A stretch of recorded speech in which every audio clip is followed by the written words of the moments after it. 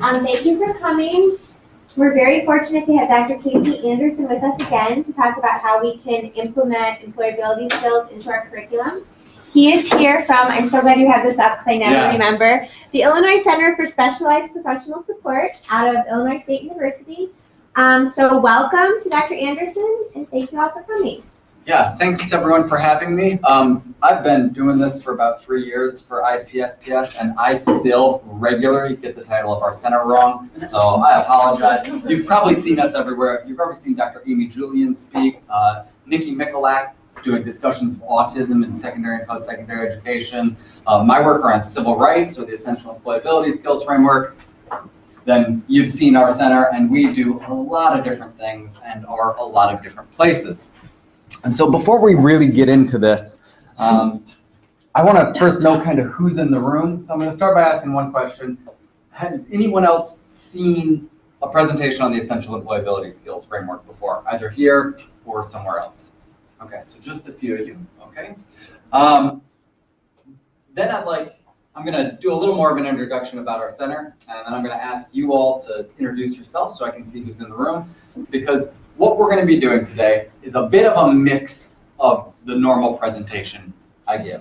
Generally, I would walk you through the essential employability skills framework, what's in this document, how it was designed, where it can be found, all of the logistics around it, and then kind of show you how it can be used. Since we've got a few people here who have already seen that, we're going to get a little more into depth into how to use this in the classroom or in assessing your programmatic design.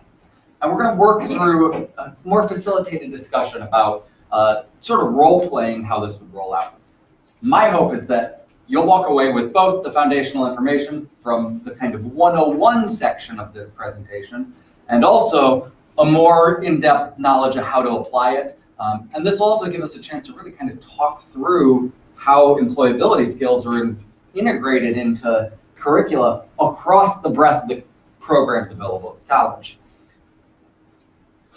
So who we are, and today it's just me, so who I am is I work for the Illinois Center for Specialized Professional Support. We create, support, and deliver professional development largely around career and technical education. That's a little outdated though, because you all remember we had a budget impasse. We did a lot of diversification. So we're now working in workforce with WIOA implementation. We do a lot with civil rights reviews, but particularly related to this, we're involved in policies that assist with transition from either secondary to post-secondary or post-secondary to workforce, other forms of higher education, that transition process. An essential component of that is employability skills. And we were contracted by the Illinois Community College Board to create a guidance framework for essential employability skills that has been adopted statewide. So before I really jump into that, can we go ahead and just go around the room here? Just introduce who you are, what your job is, and what program you're with. We can start right over here. My name is Caitlin. I am an adjunct in the math department. Okay. My name is Gary. I'm an adjunct in the business. Great. All right. My name is John, and I'm an adjunct in adult education. Adult education, excellent. I'm Joydeep. I'm an adjunct in the biology program. All right, thank you, Judy. I'm Lisa from the Ophthalmic Technician. I'm the coordinator for the Ophthalmic Technician. Okay, great. My name is Courtney. I'm an adjunct in the ophthalmic technician program. Awesome. Nancy Rizzo, clinical coordinator for radiology. Okay. Manny Vive, I'm one of the culinary instructors. Okay. I'm Sarah Moss. I'm an adult health and also transition specialist. Oh, perfect. Funding, college readiness, and I'm a professor. Very good. Jenny Giuredo, I teach writing in college readiness. Okay, well that's great, thank you all. So it sounds like we've got a couple people who work a little more at the administration side as well as instruction, but we've got a really good diverse mix in here, and I'm going to be relying on a lot of your expertise when it comes to our discussion, because I don't know how things work here at Triton. So what I really want you guys to do at that point is to share your own personal experiences. We'll probably pick a program as an example, but we can work through examples of any of the in-class activities you do, and I'll just kind of show you how the process would work. So, what is the essential employability skills framework? I'm going to try to move through this introduction a little faster than I normally would because we have people here who have already seen it. I don't want you guys to spend 30 minutes sitting and listening to the same content over and over again. But essentially, Essential Employability Skills Framework, again, was created by ICCB with a large element of stakeholder engagement. It was designed to guide programs on how to embed essential employability skills, also known as soft skills, into their curricula. But really importantly, the focus wasn't just on educational entities. We had partners from the workforce system. We had employers. We had any stakeholder you can imagine, IDES, IDHS, all sorts of stakeholders here looking at how employability skills need to A, be understood, and B, be rolled out into the system so that they get into students' skill set and then can be used on the job. So the document itself, which you should all have in front of you, is, again, a framework. This is not a mandate. We didn't say, hey, everybody has to start doing this. It's a framework for you to use, self-assess your own progress, and adapt as you see fit according to your institutional goals.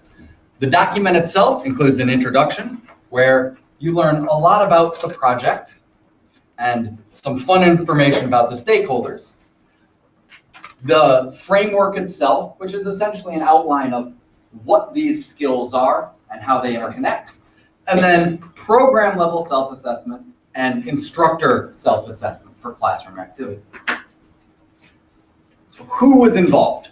Illinois Community College Board was the primary point of leadership on this, and the project grew out of the Workforce Innovation Strategic Plan and was partnered with the Adult Education Strategic Plan. When those two plans were developed, they looked at them and said, wow, these align really closely. We need a task force to deal specifically with this issue. So community college leadership and instructors, we had representatives from a lot of colleges. You can see the full list of the committee members in that document, but there were focus groups, there were listening sessions. This was rolled out across the state. Professional development centers, including myself, the IDCEO, Workforce Development, American Job Centers, ROEs at the secondary system, chambers of commerce, professional organizations, business representatives. This list actually goes on and on and on. This one was drawn for who are official members of that committee, but in our stakeholders groups, we had parents, we had students with disabilities, we had any number of stakeholders come in and said, hey, this is what I think of essential employability skills, this is how we could use them, and this is how we think they need to be rolled out. Now, obviously, it was up to this committee to determine what of that was really critical and what of it was elements that should be left to colleges to kind of decide for themselves. So again, this is not mandated information. You don't have to pick up this and fill it out in every class, but we wanted to provide a really useful tool for you to be able to work through what is actually a really complicated problem. We define these as employability skills. I'm sure you've all heard the term soft skills, or probably 10 other terms for these same concepts, but when we talk to businesses, what we found out is they're not soft. These are essential. They have to happen for someone to be successful in the labor force.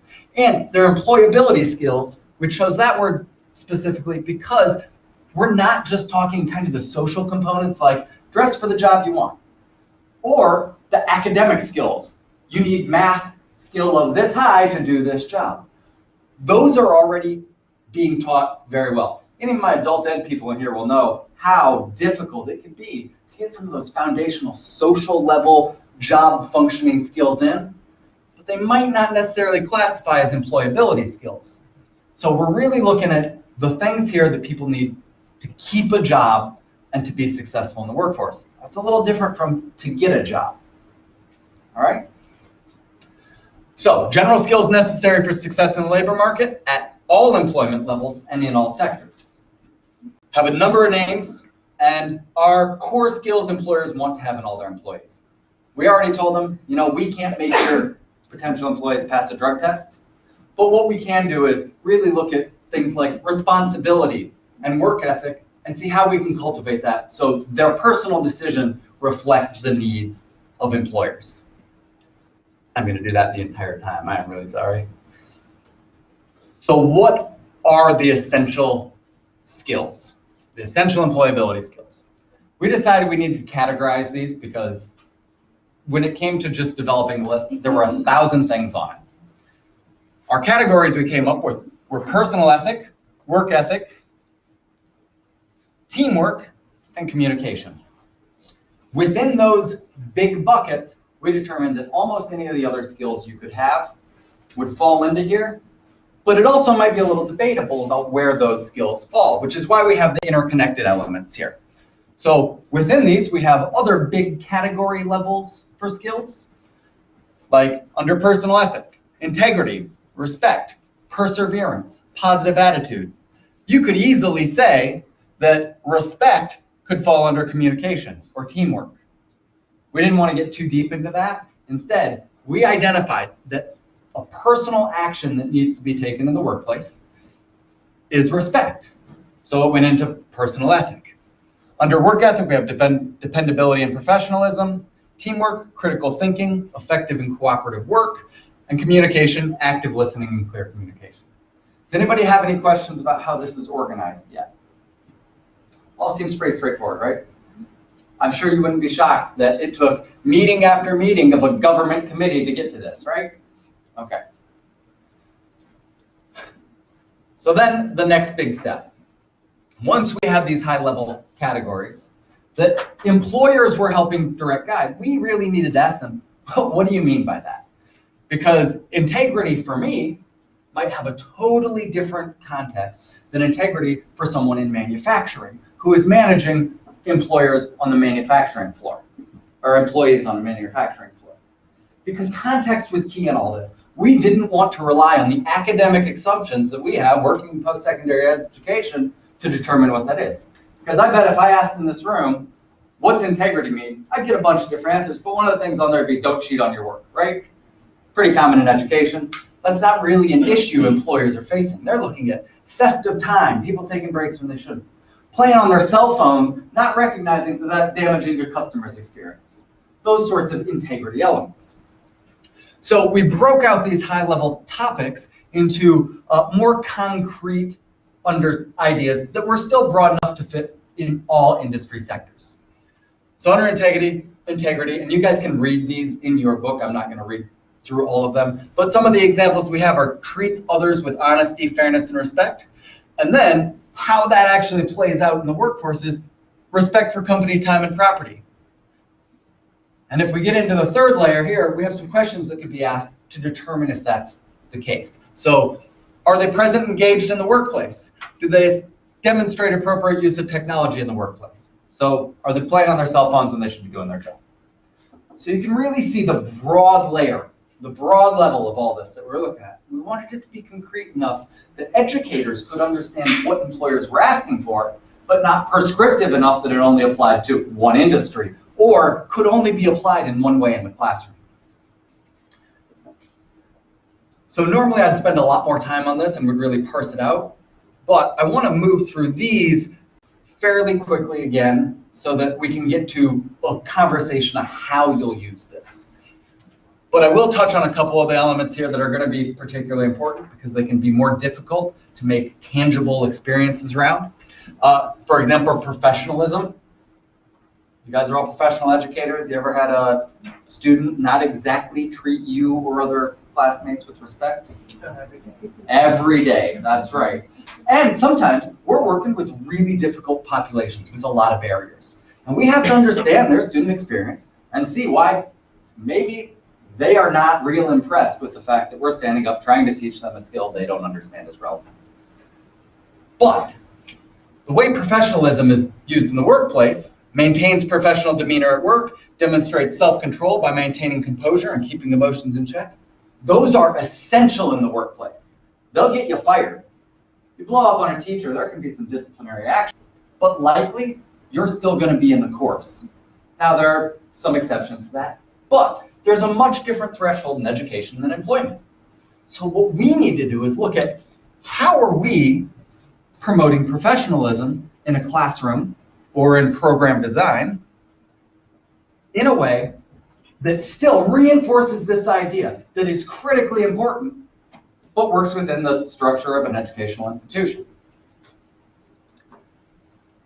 Communication's the one where we had a lot of trouble because everybody says, oh, you need to be able to talk to your manager and follow instructions. Okay. Well, how do you teach that?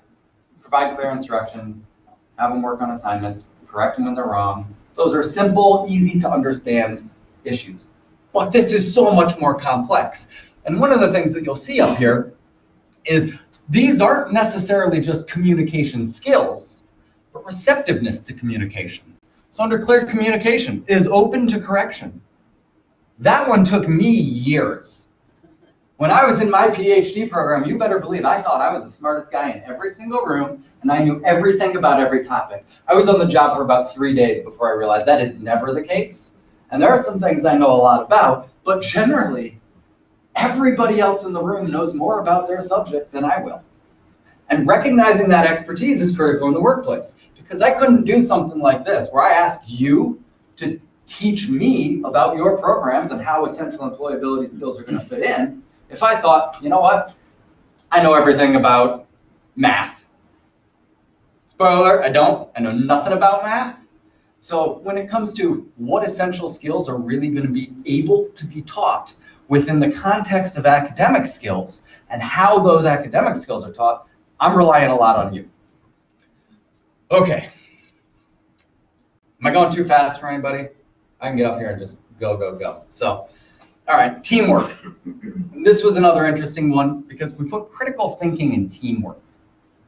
A lot of people understand critical thinking as a more academic skill, or in some cases, especially if you're at a CTE, a more contextualized technical skill. Because again, critical thinking, if you're in a radiology lab, compared to critical thinking when you're an office support staff, can have dramatically different ways of presenting itself, and can be a result of really different types of problems you're going to face. But at the end of the day, we wanted to contextualize critical thinking around maneuvering through the complex environment of the workforce, and largely that resulted from teamwork. So demonstrate sound decision-making, exhibit problem-solving skills. Those really relate to how you're functioning as part of a team, understanding your role in that team. And again, you could argue they tie back to the communication skills, to the work ethic, but these are all really interconnected. So, anybody have any questions yet? Anybody need any clarification on the employability skills? Want to give me examples of why you think those are important? Because the second we're done with this conversation, we're going to transition to all you doing a lot of the talking, so this is your last chance to hear me talk at you. Okay. All right, well, I gave you your opportunity. So what we're going to focus on today is section 3 of the Essential Employability Skills Framework. And I've got some fillable forms here for you guys. Does anybody need pens? Because I've got a bunch too. All right. So you have that document there. You can go ahead and write these. I'm going to show you some place where you can print all these off, but I'm also passing out ones here if you want to go ahead and follow along or work on this. Everybody, I should have enough. Oh, sorry, I'm gonna. Nope, sorry, I ran out there. I'm gonna make you. I'll give you another copy of that. How's that? Okay. Oh, yeah, we got that. Oh, you got extra? Great. Hand them around there. A better response today than I thought, so I only printed off 15. But again, I am going to show you where you can find the full document available for download and fillable forms of all this. But section 3 is a self-assessment for classroom activities and work-based learning. The way this is designed is so that it allows you to identify work that incorporates essential employability skills framework elements into classroom instruction and assists you in articulating the connection between activities and essential employability skills. This last part is really often overlooked. Anybody who works with industry at all will understand that the first thing they're going to ask you is, well, what does this do for me? So if you say, well, we've got a great program, it teaches all the technical skills, I'll say, great. I need my employees to show up to work on time. How are you doing that? And you can't just say, well, we follow the Illinois Essential Employability Skills Framework. Instead, you have to be able to articulate concrete ways that the activities in your classroom or policies and processes that govern classroom work are going to actually translate into real skills for students.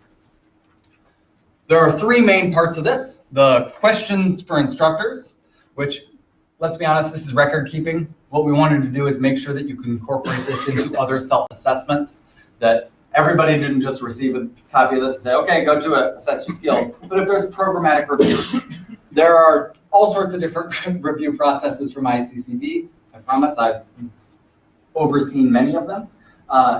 If you can do this as a part of that without creating extra workload for yourselves, that's a big bonus for us. So the parts on here, the questions for instructors, a lot of that is allowing you to document what programs you're looking at, what classes you're looking at, and integrate this into other processes.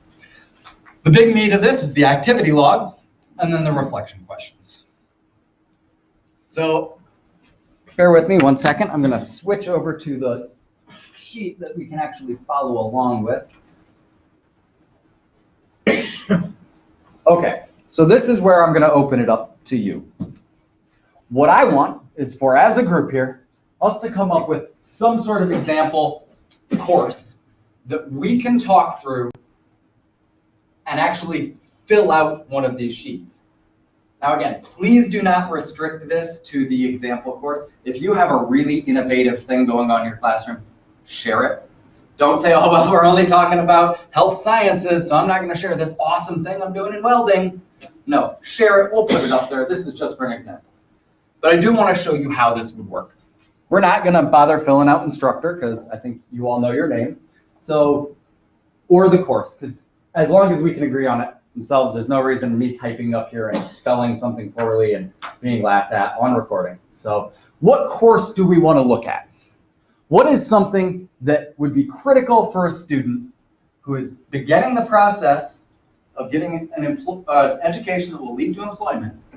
What is one of those foundational courses where they're going to really see their first introduction to employability skills? Does anybody have an example? Yeah. Well, I'm just speaking from my own experience, but the students I work with are learning English as a second language. ESL, great. So that's, Yeah. there's just so many foundations that we're trying to touch upon, and so they may not know the cultural norms that are in place in this country, and so you may have to be very explicit in Excellent. like we shake hands versus wait. Yeah, I think that's a really great example, especially when you're looking at adult education students before they get into, say, a CTE or academic program. We're talking real foundational level stuff. Basic skills, English as a second language, learning the skills that allow them to even begin to engage with this. Do you have any other examples? How about a course you're teaching right now where you see an example of actually employability skills really apply to this? Attained, dependability. Okay, yeah. So which class is that relevant for? All of them? Speaking for OPH, I've just about gotten rid of that problem. Oh, good. We have. If you're not on time, you're not allowed in. Oh, that's excellent. Well, we'll get into some of that when we get to classroom activities here. So looking at the course, we all have an introductory course to any of the career pathways we're working with, right? Math is a department. What's one of the 100 level type courses? I'm sorry, I speak largely with 100 through 400 is my frame of reference. That is an inexperience of mine and actually ever going through like CTE courses, which can be numbered dramatically differently. So what's a foundational level course in math? I would say college algebra. Probably. College algebra, okay. All right, so what I want to do is then set our frame of reference here for that foundational level. We don't need to put a specific classroom up here or a specific course title, but we're all on the same page that we're looking at foundational entry level, right? Okay, that'll allow us to really brainstorm with some of the activities we go through if we're setting our frame of reference. Anybody here not ever taught a foundational level course? Okay, good. Because that's a really important thing, understanding where our students are coming from so that we're talking about the right educational experience. Until I got my PhD, I had only ever taught other master's level students. I had no idea what a 101 level course expectation really was. And again, that was another area where I had to take some pretty critical feedback before I was comfortable getting myself into the headspace of those students. All right, so pretty easy first question. Have any of you ever received training on essential employability skills instruction? Not counting today. Yeah? So, I went to a conference. a conference, okay. Okay, what did they talk about? Well, this whole package was actually presented, so. All right, great. So I told you we're everywhere, guys. Yeah, so, Okay, it was 2 years ago. great. Well, that would have been right after this was done. Was that the Forum for Excellence? It was the, Yeah. All right. I'm like, what's that? Okay, that's a great conference. But I'm going to put no here because most of us have answered no, which makes this next question a little irrelevant. If yes, provide more detail on the training you've received. After today, you'll be able to fill this out wonderfully. But right now, we'll go ahead and get past it because I think that's a really important place to start. So, since we haven't received any of that, this is an area where you can communicate with your administration, with ICCB. Again, we wanted to integrate this into other processes. So, what are additional training support information you'd like related to essential employability skills? Most of you are fresh. What do you want to learn today? Yeah. Well, a lot of my students are undocumented, so I was hoping to walk away with information. Okay.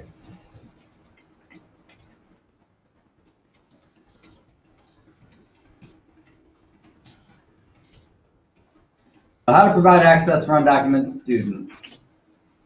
Anything else? Is that the only thing we want to learn about essential employability skills? I can go home. Oh, all right, we got more? Go ahead. Well, for math, I want to incorporate more critical thinking to solve and also innovating projects. Okay, so embedding skills into innovative projects. Is that a good one? Uh-oh.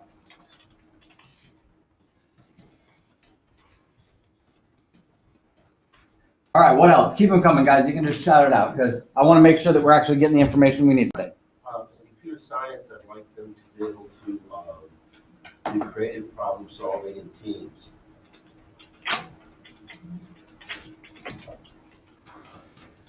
So it sounds like we've got a lot of concrete, how do we teach this skill in this context? Let's think of other topics there. I'm working with a student right now who has schizophrenia. Okay. And, so trying to find ability skills that will work with people with mental.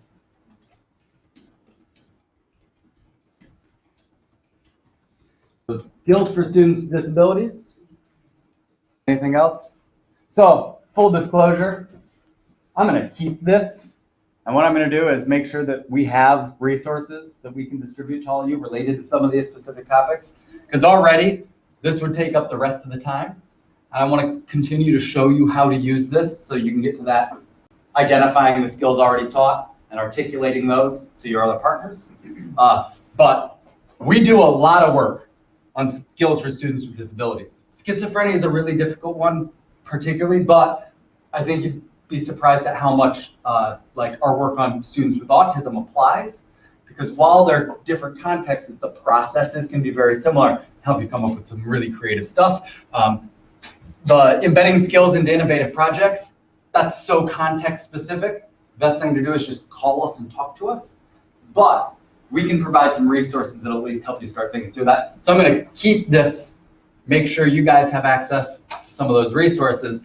But go ahead, give me a few other things. We'll get a couple more here and then we'll move on. I nowadays frequently experience the following, where if I'm very hard on times, like coming in and even submitting projects. Oh yeah. I have students who have young children or have 3 jobs, and it seems I was acting as a barrier to their success rather than an enabler. That's when great. I became more flexible. Mm-hmm.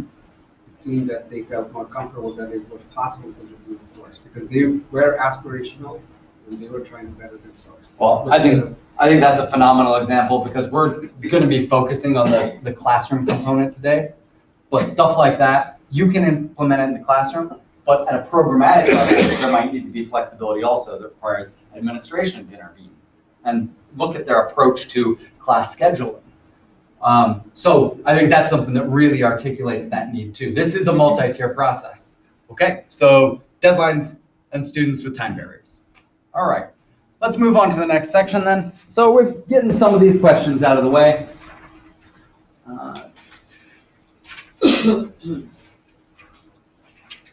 All right, this is our classroom activities log. Once you've kind of collected enough information to assess where you're at and what your needs are, we want you to start looking at what's actually happening in your courses. What are the classroom projects or policies you're using that have essential employability skills already embedded?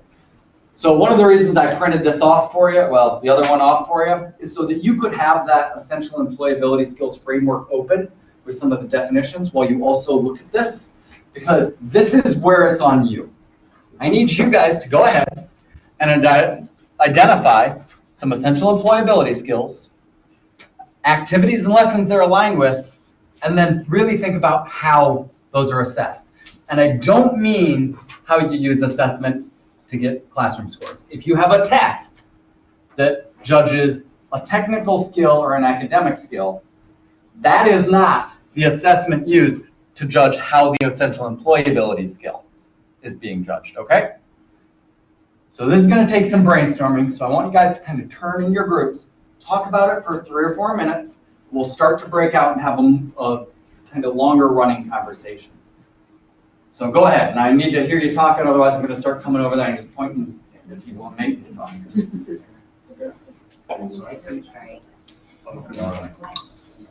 kind of stuff like problem solving, teamwork. But I was fine.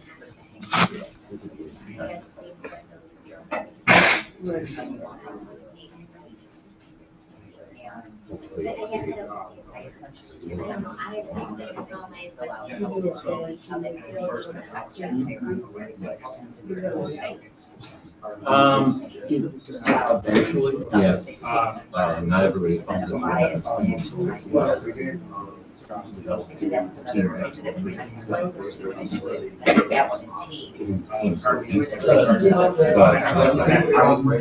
Those companies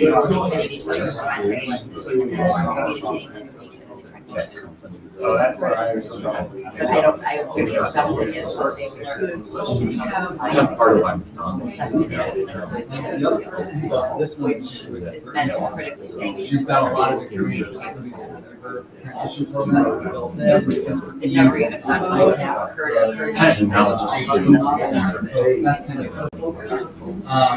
so we can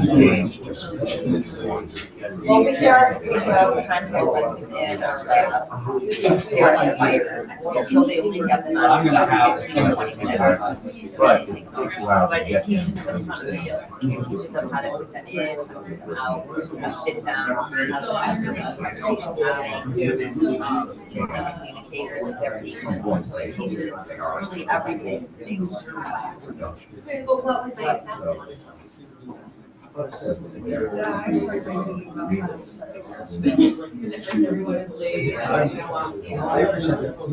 mean, we do like the basics, like showing up on time, deadlines, or that kind of stuff. But that, you know, that just one this semester or last semester. It seems to have worked. So we do have a couple of. we are really Well,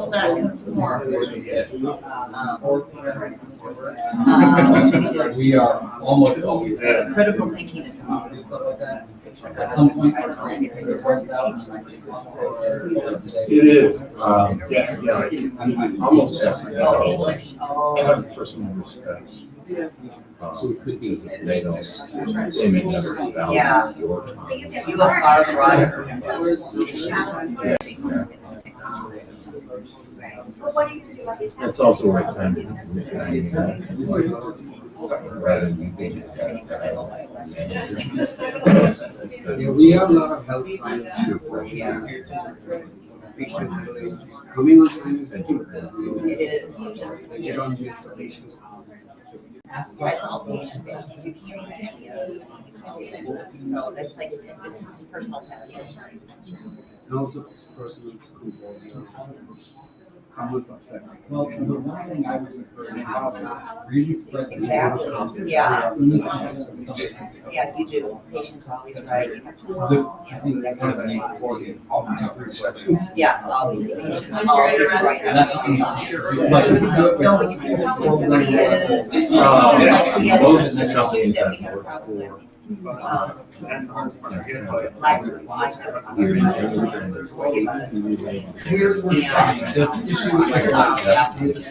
nowadays, if you're in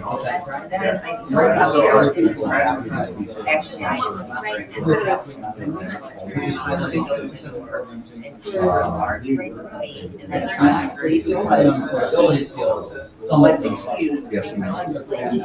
And then use that because you go out. Yeah, I don't know if I agree with that. You know, again, I can see some. So Sign this. Fix a problem with the customer. Yeah, so. There's nothing wrong with Yeah, I wrote up the task. That's easy. And, when I was telling her that she was getting an answer for the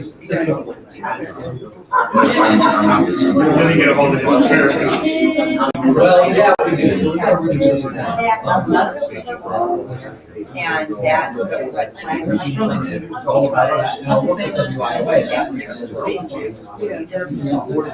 Nobody cares, nobody cares, you're doing your job on time.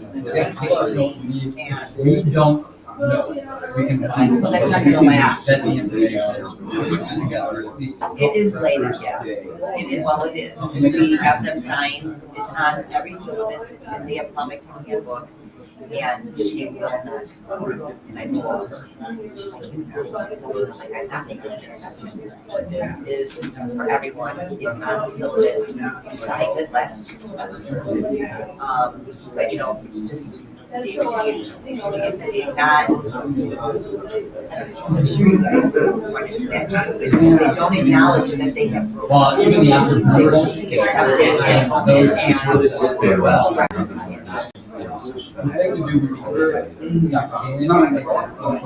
Because I and it's, you never know if she'll be that's hard.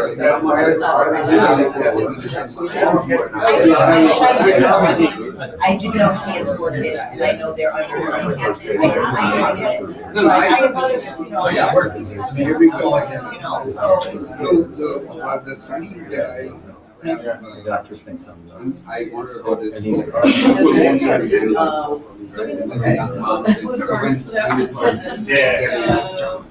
Okay, I almost hate to interrupt you guys because it sounds like you're having really productive discussions, but I'd like to talk out, share out some of this stuff so we can share our expertise here. Do I have any volunteers to start? I will call on people. I've got a laser pointer here too. Yeah, please, go ahead. Okay, sure. Well, we were Juan had a really good example. Okay. Having his students write a resume. Okay. And then, so we were I was looking at how we would assess it. I didn't know what to put in that last column. And so what we came up with was, and you can tell us if this would work or not. So if we showed our students the resume they wrote, and then we showed them some professional examples, and said, let's look at the differences between the one you created and this professional one.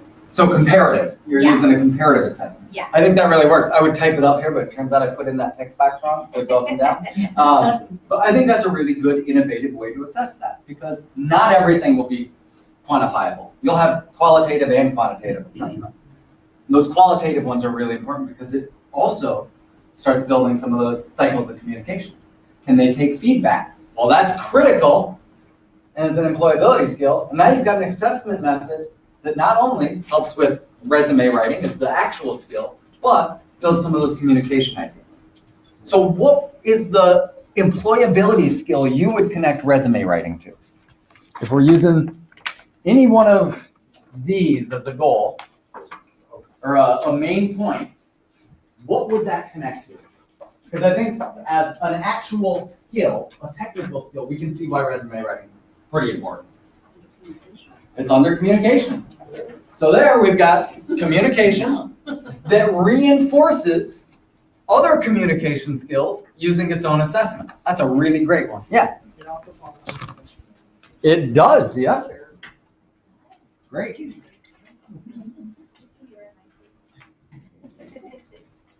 Well, within the assessment also, I mentioned that the students could do what is called reflection assessment, which is they can see where they start in the beginning to where they end.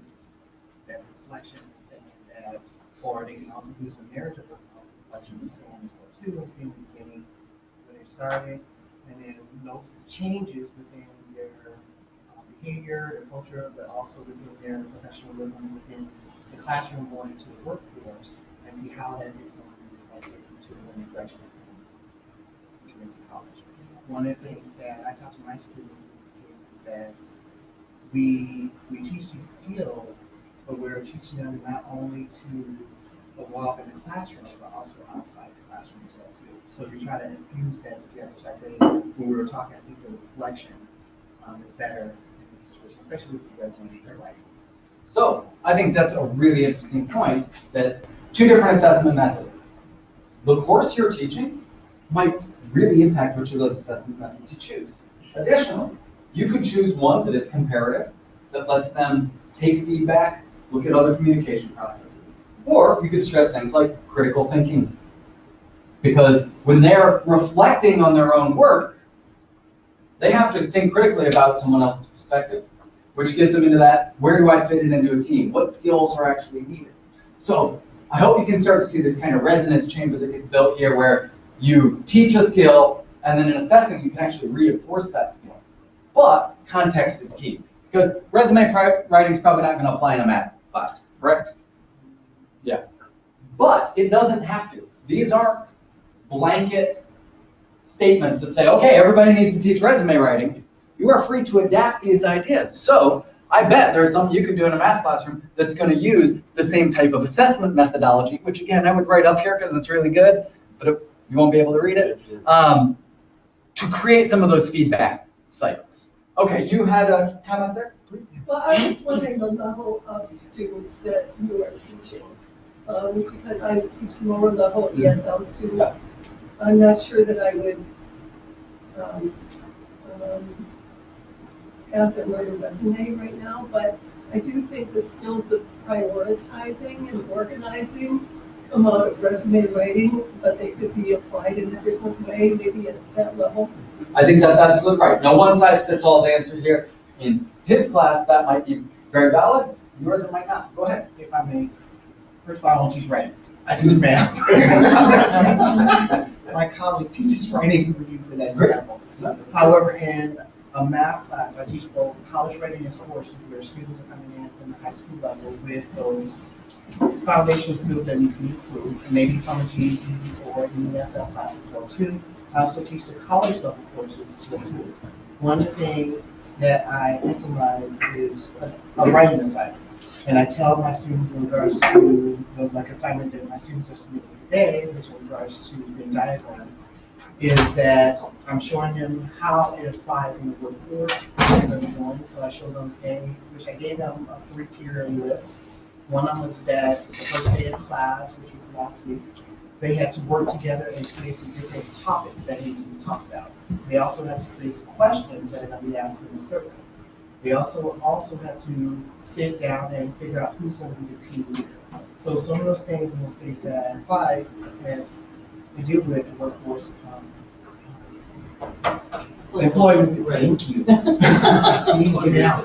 Employability skills, but they just don't know how to relate it until today when we talk about when they submit their assignment. So the writing assignment, like I said, is just a math class talking about Venn diagrams and looking at how surveys are conducted, because we're going to be talking about statistics later on, and how that is actually going to work in the different fields that you're running as well too. So there's that team building skill, the group communication, because they also have to communicate with each other in the classroom and figure out different topics, because in the departments, no one can have the same topic. But they also have to be respectful of the different ideas and concepts that are being brought to you. I think there are so many levels to that. It's absolutely an incredible example. Not only are you bringing other technical skills from other fields that will be essential in the workplace, you're using an assessment method that directly relates to your subject area, and you're allowing an opportunity to articulate why those skills are important. I think that's something we all forget to do sometimes. It's that at the end of the day, you have to teach material. Students also have to understand why that matters. I can only give you a million examples from my own education where what I learned actually I thought would never have any bearing on my career. I also didn't know professional development professional was a valid career, so I had no way to connect those. But I needed to know why those skills mattered in the rest of my life. And so you've got a great example there, how you're using that as an opportunity to articulate that message. So I think that's also really good at being able to articulate to a potential employer how the skills you're using matter. So can I get another example? One of the other tables, there are three of you, come on. Well, at our table, there was an issue that came up in one of the programs about not really respecting break time and just taking breaks whenever a person walking out, constantly. And I think if as much of the guidelines are laid out at the beginning, the student is aware of what is expected of them. Okay. Great, so you're using a test in this case, not necessarily a classroom activity. I'm assuming you lay out those expectations, put them in syllabi, all that. So because if that happened in the workplace, you wouldn't get it in work. It wouldn't be a, hey, by the way, go back and do your job. It would be you're fired because you didn't follow the rules. So I think that's awesome too. We're looking at not just classroom activities, processes and policies that will reflect how the workplace functions. So do you take the time at the beginning of the semester to explain those rules and why they're important? Yes. Yeah. Time management, when to take breaks, attendance, those are pretty easy ones to see the direct impact. But man, I have employers who say, I can't get somebody to show up to work on time. The easiest thing in the world is say, you're right, and we understand that issue. That's why we have specific policies related to attendance and when breaks can occur, and we connect that to what the workplace expectation would be later on. So they're learning that as they start the program all the way through. Okay, do we have another example back there? We talked about attendance actually. Attendance? So we talked about how to incorporate it. For example, in my program, the students have to go to the hospital and they have very strict attendance policies. So you start at 7, you actually have to be there before 7. So we do the same thing in classes. So one of the things that I choose for classes are just small quizzes, and they will always want to show up on time because they will get all their things for it. So there, again, we've got this connection between a policy and a classroom activity. So you're using it to create that reinforcement cycle. Again, we're talking about attendance here, so that's one that actually we could classify as almost anything in this document. Professionalism, work ethic, all those go in. I want to give one more example from the front here so that we've all had a chance to share, and then I want to talk just in our last few minutes briefly about some of the problem areas we might be encountering and allow you guys an opportunity to game through a difficult problem that you can't articulate the connection to right off the top of your head. So you can see how we can make some of these connections. Does that sound all right? Okay, so can... Hope we do like talking. Sorry. No problem. We were struck by the critical thinking component Okay. of teamwork. And from my experience, when you're bringing a new employee in and you want to get them engaged and involved, you immediately have them participate in a team. You start teaching them the team dynamics, team composition, team roles. And you can't just have them hang out with the team. They've got to be task oriented, whatever that thing is, and that will allow them to exhibit whether or not they have developed or need to further develop problem solving skills. Okay. Wow, that's a really good one. So easy connection to make, teamwork to team projects.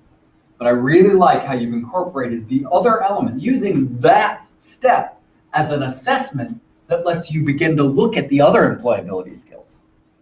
And I don't know how you guys set your classroom activity in terms of scheduling. If it's all prepared, you know what you're going to do every second of a semester before the semester starts.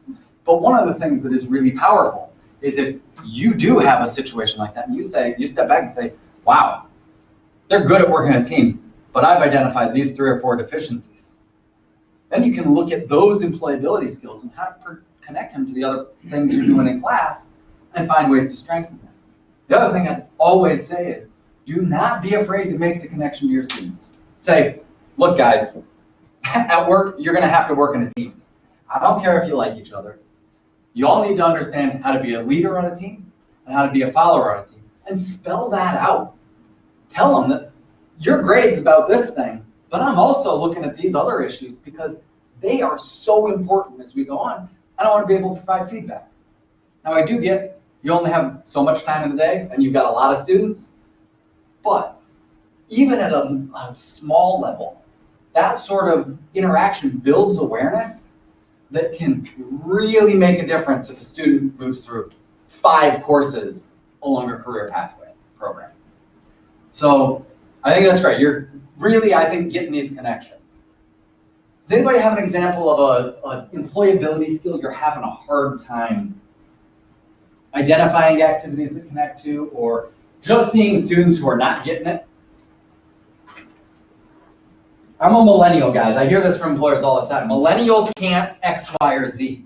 So One of the things that my students struggle with is self-esteem. Self-esteem, which goes, I guess, under fostered attitude, personal. Sure, personal ethic. It can go under work ethic too, depending on how it influences you. So again, working with ESL learners, at my primary teaching job, most of my students are stay-at-home mothers. And so they always are saying, well, I don't have any job skills. I'm like, really? Like, you don't manage time? You don't, chauffeur people around? You don't do a little bit of nursing and mental health? Yeah, budgeting. And like, these are all skills, and they have a hard time identifying. Now you're speaking my language. Special population support under programs is one of my homes. Like, I love doing that. So under last version of programs, we had displaced homemakers. That was the issue. Not being able to identify their own job skills, not having self-efficacy to communicate those job skills to employers. I think that's a really tough one because it will depend on the person. Every different learner has a different barrier, and then that affects their self-esteem in different ways. But giving them opportunities to actively articulate how a task or a project has shown them some of those skills is a really great place to start. This helps with that. I don't know if you believe me yet, but it does. And one of the things that you can do is, you've got a group activity, your ESL students were successful, so you can say, what do you mean you don't have leadership skills? I saw you working in that group. You actively showed us that you can be a leader. And your team was successful because of the role you played. Now, you can't create self-efficacy. And I do want to give a little plug to ICCB, because we've got a lot of self-efficacy stuff, especially around students with disabilities, but we contextualize that easy to other populations. But self-efficacy is a process, and this is one of the things you can use as a building block to, again, raise awareness, articulate the importance of the skills they are actively demonstrating that they might not even believe exist, and look at how then can we reinforce those skills or continue to refine some of the ones that aren't showing up. So yeah, you had a comment?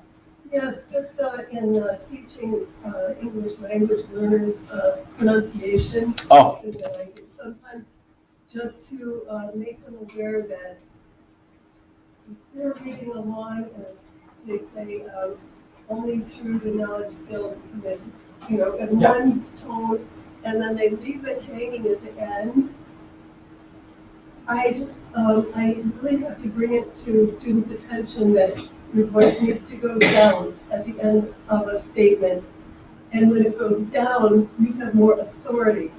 It just sounds, there's more authority in your voice. And when it goes up, you just sound very tentative and weak. Nobody wants to listen to you, or nobody puts much stock in what you have to say. So just bringing it to their attention, your voice goes down. Well, and that's a really good example of how a component of a curriculum, not necessarily an activity or anything, but discussions with ESL students about cadence, syntax, tone. It could be cultural elements like body language. Those still apply because all of that directly influences the way they'll communicate in the workplace. So please don't just look at activities or processes, look at components too. And as long as you can articulate why it matters, that's still of value to employers.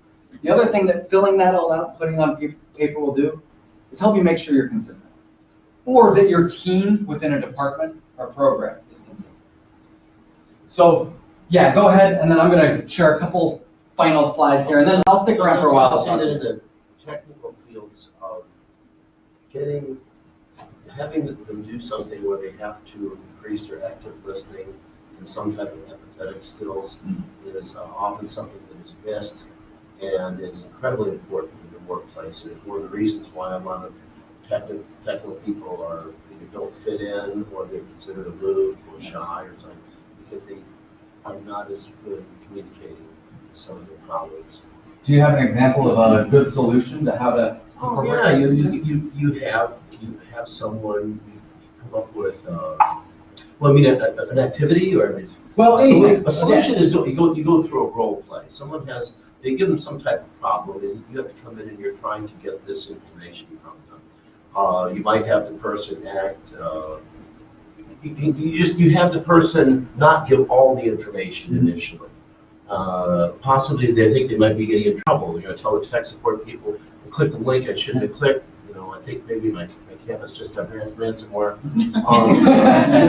Sounds like a real personal example. I know it's outrageous, this could happen, but let's just say it did.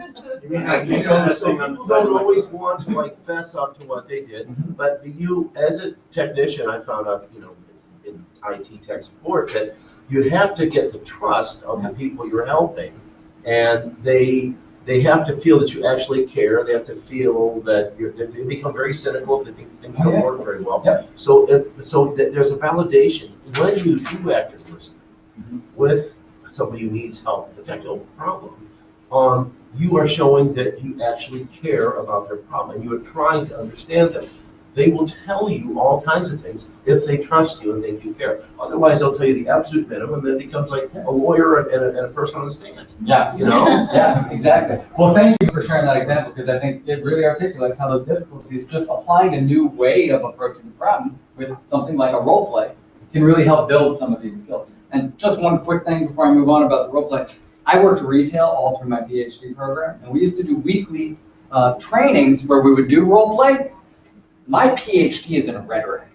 Man, I loved those because they always taught me that nothing I learned in the academic context mattered at all when you were dealing with customers. I would try all these rhetorical tricks, not a response. Another guy would walk up who had 4 years of retail experience and get to the solution like that. So really great example of how being in a different context for learning can both articulate the skills we do have and highlight some of the deficiencies when we think we might know everything. So. All right, let's see. I'm going to switch back to the other presentation here, guys. We are almost done. I do just want to show you where you can find some of the Essential Employability Skills Framework. I will make sure this is all provided to you, so you do not necessarily need to write it down. I think it's also probably in the document here. So the framework itself can be found at illinoisstate.edu, icsbs.illinoisstate.edu. At this particular web link, but what I would recommend you do is actually just go to icsps.illinoisstate.edu and search employability skills. That will lead you to the page where you'll be able to find this full document and fillable forms, which I will fix the forms on. Sorry about that. I also want to say that Illinois WorkNet job skills guides, many of them have now been aligned to the essential employability skills. So if you're working on job skills type elements, please go to WorkNet, find these, and you'll see this little symbol next to anything that has already been aligned. The intent is by the end of the year that everything will be aligned to this framework. Some really valuable additional resources that you can find here with upcoming professional developments, some career awareness curriculum elements that can be incorporated in all sorts of different fields, and an employability skills resource toolkit. This is not necessarily aligned, but all of the information in it is very useful and was used as a resource when we developed the framework itself. Again, I'm going to provide this for you, so if you don't have it, not a problem. We did that. And then I'm Casey Anderson, Illinois Center for Specialized Professional Support. Here's my email and phone number. Please reach out to me anytime. The reason I am employed is because people have questions with complex solutions that we can't cover in an hour. So I am always a resource to you. If you can't figure out something about employability skills, just need a sounding board, or want further training on different issues, contact me. And we can game through that stuff together, or help provide customized professional development resources that allow you to do your job. But since I don't have your job, I don't know what all the issues are, so please contact me. Okay? Anything else? Any other questions? All right, great. Thank you. You guys have been a great audience. I really appreciate it. Thank you.